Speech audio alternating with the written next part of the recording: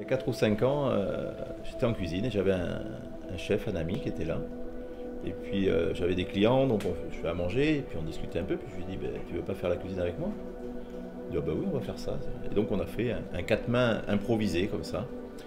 Et puis on s'est bien amusé. Donc lui était content de travailler des produits bruts qui arrivaient du potager, le cochon, ces salaisons qui ont du goût. Et puis j'ai dit ça, il faut qu'on pourrait le pérenniser, faire un truc comme ça, et puis y associer des vignerons. Là, on va commencer à échanger, on va faire venir un chef, il va faire la cuisine avec ce qu'il y a ici, ce qu'il y a sur place, un peu comme le théâtre classique, en quelque sorte, une unité de lieu et de temps, pendant une soirée à un seul endroit, et avec les produits qu'il y a sur place. Et puis, on va faire venir un ou deux vignerons, avec les vins qui accompagnent ça. Et tout ça, dans l'échange, dans la convivialité, donc une dizaine de plats, concert comme ça, avec les vins qui vont avec. Et puis le nom est venu comme ça. Si c'est une soirée, si ça dure longtemps, c'est plutôt une nuit qu'une soirée en fait. On appelle ça les nuits de Saint-Géry. Alors, Nuit de Saint-Géry, honnêtement, avant d'être venu ici, je ne connaissais même pas bien le concept. Voilà, donc on est venu par amitié, on est venu pour découvrir, on est venu pour apporter notre pierre à l'édifice. Voilà, c'est le plaisir d'être ensemble, c'est le plaisir de proposer quelque chose à des gens qu'on ne connaît pas encore et d'avancer très librement en participant à la préparation de la cuisine, en discutant, en vivant un tout petit peu ici. Il n'y avait pas de préalable. Voilà, c'est l'aventure du cœur et l'aventure de la liberté. Quand Pascal et Patrick m'ont proposé de venir faire une soirée ici, ça était bien sûr d'office oui, puisque on connaît la qualité des produits du domaine Saint-Géry. Et en plus, rencontrer un vigneron tel que Jean-Michel Deyss, dont je connaissais la réputation, dont j'avais eu l'occasion trop rarement de goûter les produits, m'a donné vraiment envie de venir participer à cette soirée, à cette rencontre, pour découvrir un domaine et découvrir des personnes un peu plus longuement sur un week-end et collaborer, échanger pour créer un menu vraiment découverte. Ce qui est bien avec Jean-Michel, c'est que ces vins, qui sont tous alsaciens, mais ils sont tous typés très différents. Donc il y a vraiment, chaque vin est complètement différent les uns des autres, donc on peut vraiment jouer sur les accords. On peut même changer l'ordre, ça peut toujours marcher. Là on a fait ce qui nous semblait le plus adéquat suivant l'évolution des plats et l'évolution des vins dans le repas de ce soir. J'ai organisé le menu de ce soir, tout d'abord en découvrant les produits du domaine, donc les produits de saison, et je dirais même plus en fonction de la journée, donc quels étaient les produits qui étaient au top aujourd'hui.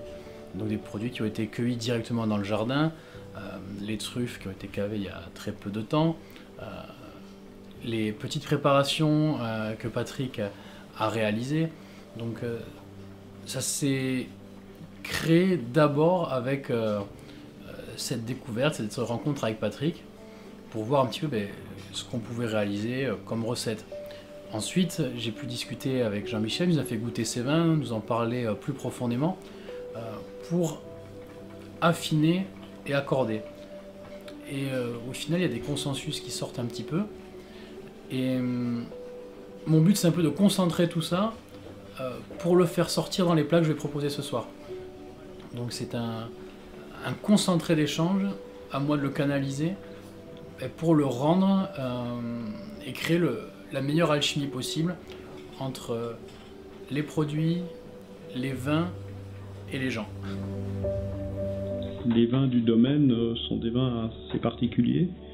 Ils ont juste une ambition, mais une ambition extrêmement profonde, de dire la vérité intime de chaque lieu. Voilà.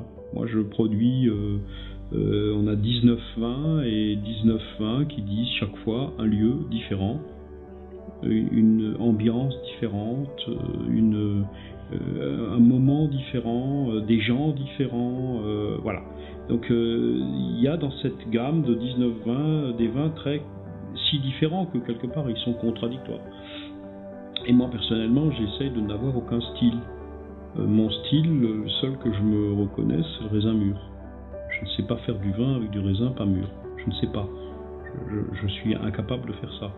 Et ça ne m'intéresse pas. Mon aventure commence dans le raisin mûr. Donc il y a toute une stratégie pour mûrir des raisins, qui est une stratégie très longue, très compliquée, qui demande beaucoup de moyens, beaucoup de patience, beaucoup d'attention, qui coûte cher. Et puis finalement, au bout de ça, on a des raisins mûrs et on peut comment dire, lâcher les commandes, laisser faire les choses, voilà. Et on assume le résultat. Si on ne sort pas des moments, si on ne rencontre pas des personnes, si on ne va pas vers les gens, on peut un peu se couper de ce qui a fait qu'on a choisi ce métier.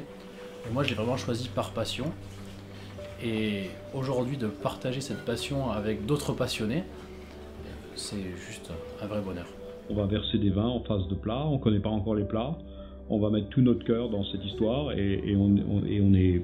Enfin, moi, je suis sûr que ça va fonctionner. Parce qu'il y a de l'amour dedans, quoi, tout simplement. Il y a de l'amour dedans. On a envie de faire les choses bien. Et je ne doute pas que des choses bien ensemble, bien présentées et au minimum expliquées, peuvent fonctionner. Je n'en doute pas. Alors, les Nuits de Saint-Géry, c'est un chef qui vient en immersion s'imprégner de ce lieu avec les productions qu'on a ici.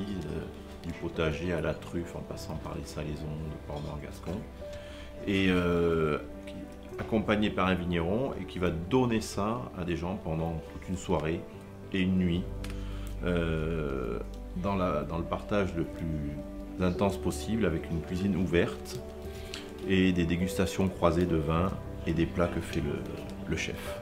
Voilà ce que c'est la Nuit de Saint-Géry.